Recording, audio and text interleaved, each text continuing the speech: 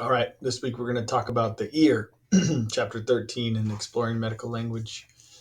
This is an easy chapter, not a ton of content, so good luck. Hopefully, this will be an easy week for you.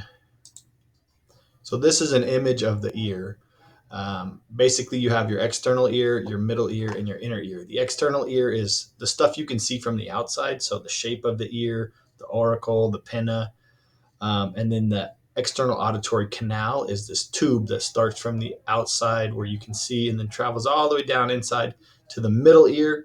The middle ear contains some bones called ossicles. This is where sound waves are transmitted from the external ear through the middle ear to the inner ear. And then on your inner ear, you have some pretty complex structures, semicircular canals, vestibule, cochlea. These transmit vibrations into electrical impulses and will send them via these nerves, the vestibular and the cochlear nerve, to the brain to be interpreted as sound. And also, there's some fluid-filled semicircular canals here that send information to your brain via these nerves about body position and balance. Also, you have your eustachian tube here in the middle ear. The eustachian tube is connected to your pharynx or your throat, which is why when people get upper respiratory infections, it's common to get inner ear infections or middle ear infections because that bacteria, virus, mucus, inflammation can travel up from your throat through that eustachian tube into your middle ear. Pretty cool structure. This here is a close-up of the middle ear. So like I said, that sound waves travel from the external ear through the external auditory canal, sending vibrations through the external auditory canal where they hit this tympanic membrane or your eardrum. And those vibrations are picked up by these ossicles or bones, very small, tiny bones. And the sound waves will travel first through the malleus, then hit the incus, then the stapes. So these three different bones where they finally vibrate the oval window. The oval window is connected to the inner ear. So the inner ear is where the sound is then vibrated and transmitted into electrical impulses. And this next image is the perception of sound or the way the sound travels. So first, the auricle or the pinna directs sound into the external auditory canal, where it travels, finally hitting the tympanic membrane, sending vibrations through the ossicles. And then they'll bump into or vibrate the oval window, where those are picked up by the cochlea and finally transmitted via the cochlear nerve as electrical impulses to the temporal lobe of the brain, where they're interpreted as sound. And we have here some anatomic structures. This isn't all of them. There's some that I didn't cover, so read the book. First off, the ear is the organ of hearing and balance. The external ear consists of the auricle and the external auditory canal. The auricle is the visible part of the ear, so what you can see from the outside. The external auditory canal is a short tube from the outside of the ear that ends at the tympanic membrane, where you're now into the middle ear. The middle ear is the tympanic membrane and the ossicles. A tympanic membrane is also known as an eardrum. It's like a translucent membrane. The ossicles are the malleus, the incus, and the stapes, little tiny bones that transmit vibrations from the outer or external ear through the middle ear to the inner ear. Eustachian tubes are small tubes or passageways between the middle ear and the pharynx or the throat. They're used for equalizing air pressures, so pressure within the ear doesn't become too high or too low.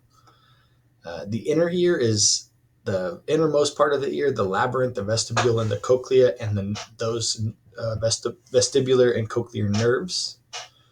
The labyrinth is a cochlea, semicircular canals, and vestibule. It's like a very complex structure that transmits sound into electrical impulses and also transmits information about balance and body position. The cochlea is the sensory organ of hearing in the inner ear. Semicircular canals and vestibules are sensory organs of balance. Some of the combining forms you're going to need to know for this chapter: audio, hearing. Ari or auto is ear. Meningo is referring to the tympanic membrane. Tympano is the middle ear. Electro is electricity. Myco, fungus. Pio, pus. So some of those are review. And just a few suffixes I thought you should know. A lot of them are review. At this point, we've covered a lot up to now. So algia is referring to pain. Itis, inflammation. Metry is measurement. Diseases and disorders.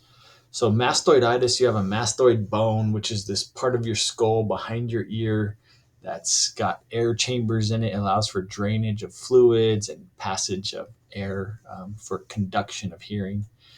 It can become inflamed. Mastoiditis is the inflammation of the mastoid bone. Meningitis is inflammation of the eardrum. Otalgia is pain in the ear or ear pain. Automycosis is a fungal infection in the ear.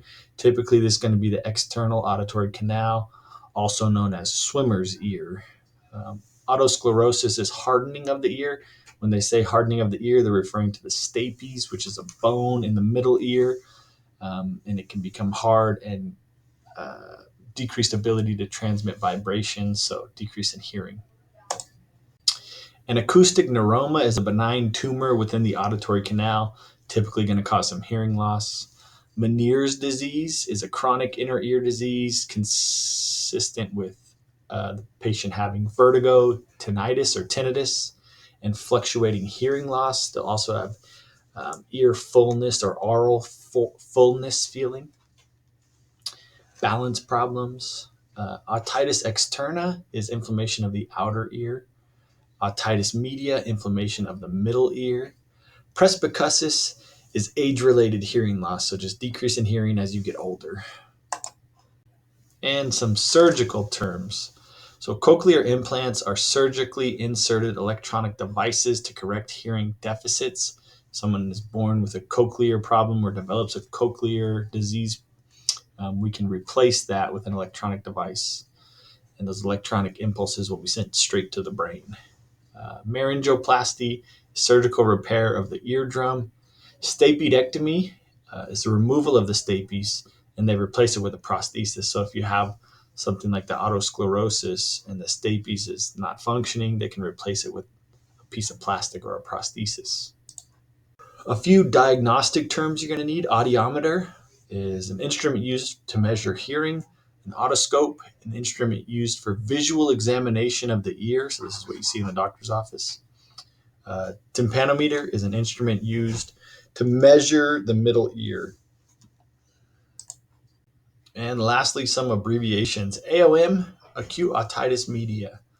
So acute middle ear infection. OE, otitis externa, so external ear infection. OM, otitis media.